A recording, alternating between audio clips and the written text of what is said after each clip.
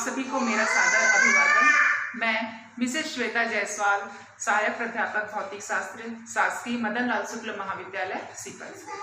आज मैं आप लोगों को फीडबैक एम्पलीफायर के बारे में जानकारी देना चाहूँगी। इसके बारे में पढ़ने से पहले हम बहुत ही शॉर्ट में एम्पलीफायर के बारे में जानकारी ज्ञात करेंगे। एम्पलीफायर, जिसे हम हिंदी में प्रवर्धक भी कहते हैं, प्रवर्धक जिसका शाब्दिक अर्थ है बढ़ाना। भौतिकी के अर्थों में मैं इसकी डेफिनेशन दूं तो एक ऐसी युक्ति जिसकी सहायता से हम इनपुट सिग्नल को प्रवर्धित कर देते हैं, उसे हम क्या कहते हैं? प्रवर्धक कहते हैं। So amplifier is a device which increase the input signal. वह सिग्नल चाहे कुछ भी हो सकता है। हम यदि वोल्टेज की बात करें, वह वोल्टेज सिग्नल को यदि एम्पलीफायर कर रहा है तो वह हमारा वोल्टेज एम्पलीफायर कहलाएगा। यदि वह इनपुट का एम्पलीट्यूड को इंक्रीज कर रहा है, एम्पलीफाई कर रहा है, तो वह हमारा एम्पलीट्यूड एम्पलीफायर कहलाएगा। इस प्रकार हम देखते हैं कि वह किसको आवर्धित, किसको प्रवर्धित कर रहा है, उसके अकॉर्डिंग हमारा एम्पलीफायर होता है। अब हम आते हैं हमारे मेन टॉपिक पर, फीडबैक एम्पलीफायर।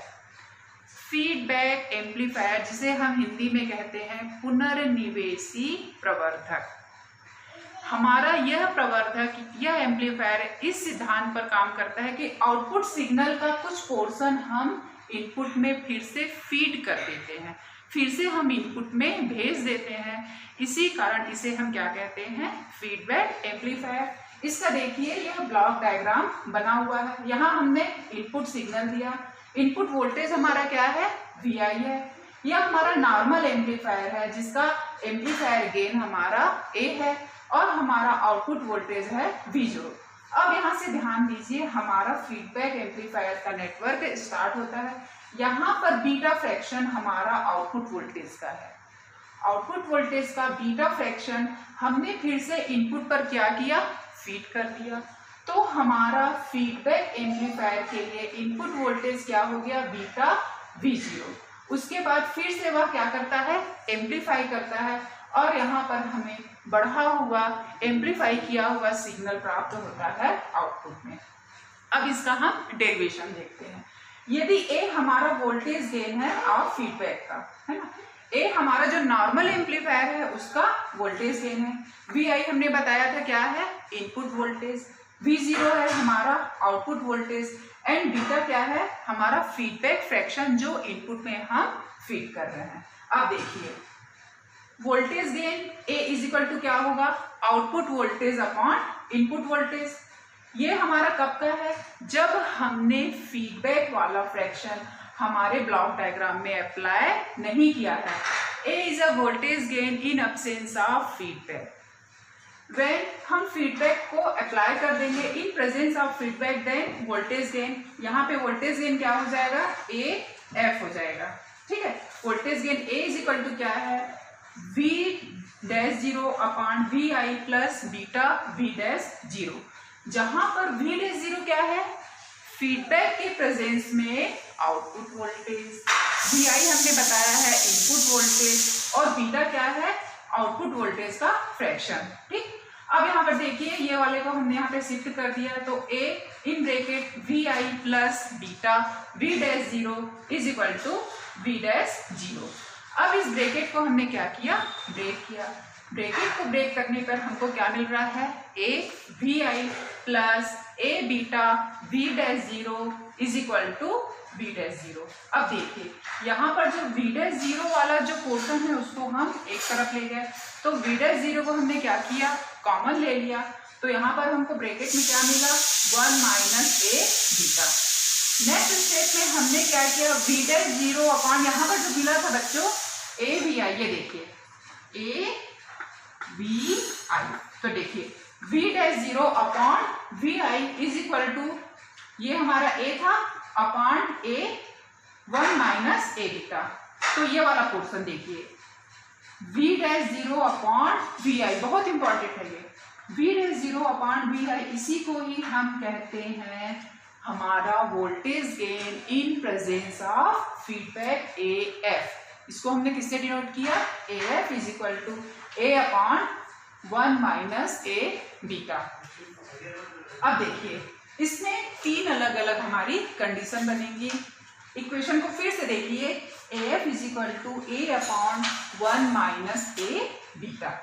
फर्स्ट कंडीशन हम देखते हैं, when 1 minus A beta is greater than 1। ये वाला देखिए, ये वाला पोर्शन यदि हमारा ग्रेटर देन 1 हो गया तो AF is less than A, है ना। इस इक्वेशन में हम अप्लाई करेंगे तो हमारा AF जो है A से क्या हो जाएगा, छोटा हो जाएगा। AF क्या है, AF हमारा वोल्टेज गेन है इन presence of feedback and A क्या है, नॉर्मल वोल्टेज गेन। तो देखिए हमारा नॉर्मल वोल्टेज गेन अधिक हो जा रहा है और फीडबैक के प्रेजेंस वाला वोल्टेज गेन क्या हो रहा है, कम हो रहा है। तो इस कंडीशन को हम क्या कहते हैं, नेगेटिव फीडबैक एम्पलीफायर, यानी हमारा जो सिग्नल है वो एम्पलीफायर नहीं हुआ है इन प्रेजेंस ऑफ फीडबैक। इसे ही हम क्या बोलेंगे, negative feedback amplifier. First result हमको मिला। सेकेंड रिजल्ट है when 1 minus A beta is less than 1। फिर अब हम इस इक्वेशन में आ जाते हैं, when 1 minus A beta is less than 1, then we get AF is greater than 1. Okay, AF हमको A से क्या मिल गया, अधिक मिल गया। AF क्या है, वोल्टेज गेन है इन प्रेजेंस ऑफ फीडबैक। तो वोल्टेज गेन हमारा बढ़ गया इन प्रेजेंस ऑफ फीडबैक के किसके कंपैरिजन में, नॉर्मल हमारे एम्पलीफायर में। तो ये हमारा जो कंडीशन हमको मिल रही है वो किसकी कंडीशन है, पॉजिटिव फीडबैक की। किसकी कंडीशन है, पॉजिटिव फीडबैक या फिर धनात्मक पुनर्निवेशी प्रवर्धक की। लास्ट कंडीशन में हम आ जाते हैं, यदि हमारा A beta is equal to 1, A beta is equal to 1, तो यहाँ पर देखिए A beta is equal to 1, then 1 minus 1 is equal to 0। तो हमको AF क्या मिल गया, इन्फिनिटिव। AF क्या मिला, इन्फिनिटिव, यानी हम बिना कोई इनपुट सिग्नल अप्लाई किए इन्फिनिटिव आउटपुट सिग्नल प्राप्त कर रहे हैं। बहुत ही इंपॉर्टेंट है, देखिए फिर से मैं आपको रिपीट करूंगी कि बिना कोई इनपुट सिग्नल अप्लाई किए इन्फिनिटिव आउटपुट सिग्नल प्राप्त कर रहे हैं। और यही जो कंडीशन है वह किसकी कंडीशन कहलाती है, ऑसिलेटर की या फिर दोलित्र की। यहाँ पर A is equal to 1 minus beta आएगा। देखियो यदि A beta is equal to 1 then we get A is equal to 1 minus beta.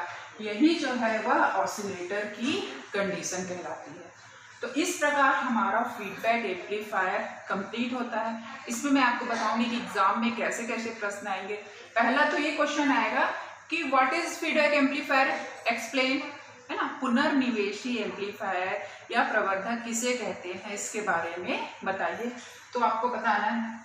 Second आपको ये क्वेश्चन पूछ सकता है कि धनात्मक पुनर्निवेशी प्रवर्धक किसे कहते हैं, उसके लिए प्रतिबंध ज्ञात कीजिए। तो ये है ना, हमने ये निकाला था AF is greater then A, तो ये हमारा क्या हो जाएगा, धनात्मक पुनर्निवेशी प्रवर्धक। और लास्ट जो है वो मोस्टली पूछा ही जाता है कि ऑसिलेटर या दोलित्र के लिए प्रतिबंध क्या है, या फिर पूछा जाएगा कि फीडबैक एम्पलीफायर या फिर पुनर्निवेशी प्रवर्धन के लिए यह प्रतिबंध A is equal to 1 minus beta को सिद्ध कीजिए। ठीक, तो इस प्रकार से देखिए हमारा ये तो एक ही है, हमने एक ही आज टॉपिक पढ़ा, लेकिन इसके 3 या 4 प्रकार से अलग अलग प्रकार के क्वेश्चन आते हैं। और ये बहुत ही इंपॉर्टेंट है बच्चों, यदि आप पीजी करेंगे तो इलेक्ट्रॉनिक्स में आपका टॉपिक ही है फीडबैक एम्पलीफायर। तो इसको प्लीज़ ध्यान से पढ़िए। और जो भी यदि आपको डाउट हो रहा है तो हमारे कमेंट बॉक्स में आप कमेंट कीजिए, मैं आपके डाउट क्लियर करूँगी। Thank you.